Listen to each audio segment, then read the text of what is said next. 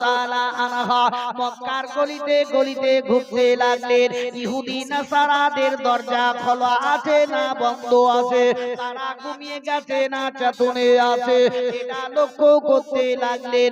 যে খাদিজার কমি ছিল না খাবারের, যে খাদিজার টাকা পয়সার কমি ছিল না, যে খাদিজার পরনে চপ্পলের কমি ছিল না, ওই খাদিজা রাদিয়াল্লাহু তাআলা আনহা তিনি কাবা ঘর থেকে ওই গারে হিরার দিকে রওনা হলেন। এই পাহাড়টা গারে হিরাতে আছে, ওই পাহাড়টার নাম হলো জাবালে নূর। ওই জাবালে নূর পাহাড়টা এমনকি হযরতে খাদিজা রাদিয়াল্লাহু তাআলা আনহা কাবা থেকে জাবালে নূর পাহাড়টা 3.5 কিলোমিটার দূরে।